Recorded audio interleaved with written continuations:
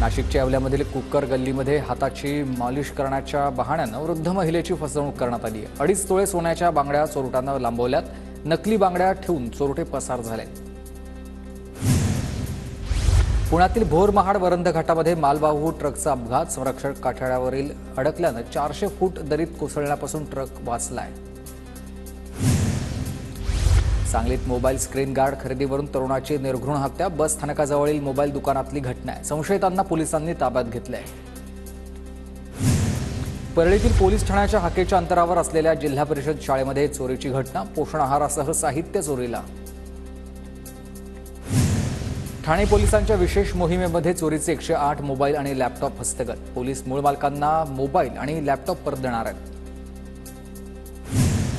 परळीत संविधान अमृत महोत्सवानिमित्त भव्य रॅलीचं आयोजन। विद्यार्थ्यांसह नागरिकांचा मोठा सहभाग। कोल्हापूरच्या आदर्श विद्यालयामध्ये 1111 विद्यार्थ्यांकडून सलग 7 दिवस संविधानाचं महावाचन। संविधानाच्या महावाचनाची युनिव्हर्सल बुक ऑफ रेकॉर्डमध्ये नोंद।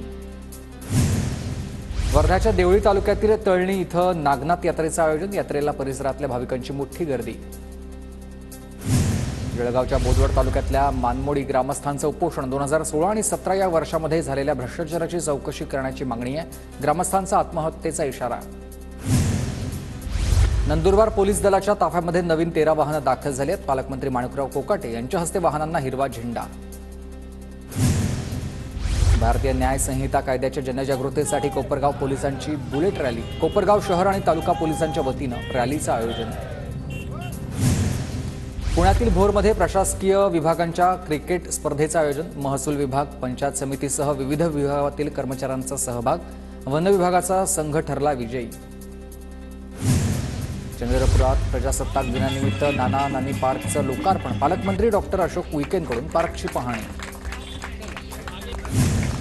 प्रजासत्ताक दिनानिमित्त नागपूरमधील महाराज बाग प्राणी संग्रहालयात नागरिकांची मोठी गर्दी। सुट्टीचा दिवस असल्यानं लहान मुलांपासून वृद्धांचे देखील यात सहभाग होता।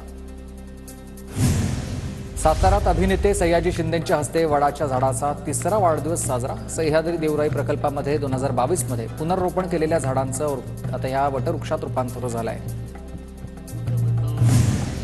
भोरमध्ये प्रजासत्ताक दिनानिमित्त राष्ट्रवादीकडून मॅरेथॉन स्पर्धेचं आयोजन। तालुक्यामध्ये 1500 धावपटूंचा सहभाग। लोणीच्या अहिल्यानगरमधील लिटिल फ्लॉवर स्कूलच्या चित्र फेरीमध्ये दिल्लीमधील पथसंचलनाची झलक पाहायला मिळाली। विविध राज्यातील कला आणि संस्कृतींचं दर्शन पाहायला मिळालंय। पुण्यात प्रजासत्ताक दिनानिमित्त बाईक प्रेमींनीच भरवलंय जुन्या गाड्यांचं एक प्रदर्शन। डेक्कन परिसरात भिडे पुलाजवळ जुन्या गाड्यांचं हे प्रदर्शन। मोठी गर्दी पाहण्यासाठी।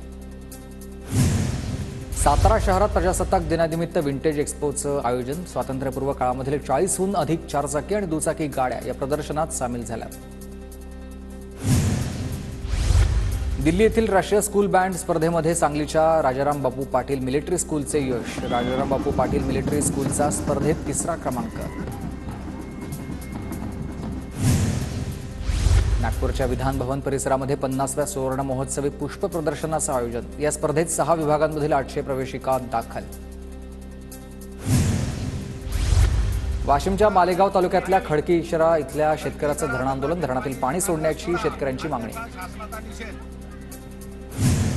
नांदेड जिल्ह्यात अंतिम टप्प्यामधील कपाशीवर बुरशीजन्य मर रोगाचा प्रादुर्भाव। वातावरण बदलामुळे तूर पिकाला देखील फटका। शेतकरी हवालदिल।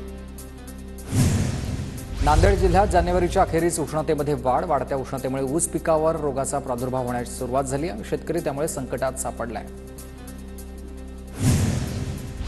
वाशिम कृषी उत्पन्न बाजार समितीमध्ये तुरीच्या दरामध्ये घसरण। तुरीला 7,000 ते 7,600 रुपये दर। शेतकरी वर्गात नाराजी आहे। छत्रपती संभाजीनगरच्या विभागीय कार्यालयासमोर तरुणाचा आत्महत्येचा प्रयत्न। मुरुम उपशामुळे शेतीचं नुकसान झाल्याची तक्रार तहसीलदार घेत नसल्यानं टोकाचा निर्णय। पोलिसांच्या सतर्कतेमुळे मोठा अनर्थ टळलाय। निधी मंजूर असूनही कराडच्या वेणुताई चव्हाण उपजिल्हा रुग्णालयाचं काम रखडलंय। भाजपा जिल्हाध्यक्ष धैर्यशील कदमांकडून रुग्णालयाची पाहणी तर मुख्यमंत्र्यांकडे पाठपुरावा करणार असल्याची माहिती। वाशिम जिल्ह्यात महावितरणकडून आता विद्युत मीटर तपासणी मोहीम सुरू झाली आणि आतापर्यंत 30 लाखांचा दंड वसूल झालाय। 20 पथकांकडून कारवाई सुरू असल्याची माहिती आहे। नंदुरबार शहरातून जाणाऱ्या विसरवाडी खोतिया राज्य महामार्गावर खड्ड्यांचं साम्राज्य आहे. रस्त्यात मोठमोठे खड्डे पडल्यानं वाहन चालकांची तारांबळ होते आणि प्रशासनाचं मात्र दुर्लक्ष आहे. कोल्हापूरच्या प्रजासत्ताक कार्यक्रमामध्ये प्रहार संघटनेच्या कार्यकर्त्यांचं आंदोलन. पालकमंत्र्यांनी आपलं म्हणणं ऐकून घेण्यासाठी मांडलाय मैदानामध्ये ठिय्या. पोलीस आणि आंदोलकांमध्ये शाब्दिक चकमक. प्रजासत्ताक दिनी पालघर जिल्हाधिकारी कार्यालयावर प्रहार संघटनेचा घेराव. प्रशासनाच्या विरोधात जोरदार घोषणाबाजी. दिव्यांगांची पेन्शन 6,000 रुपये करण्याची मागणी आहे. मालेगाव शहरालगत 32 लाखांचा मद्यसाठा जप्त. मालेगाव तालुका पोलिसांची कारवाई. आरोपी मात्र फरार.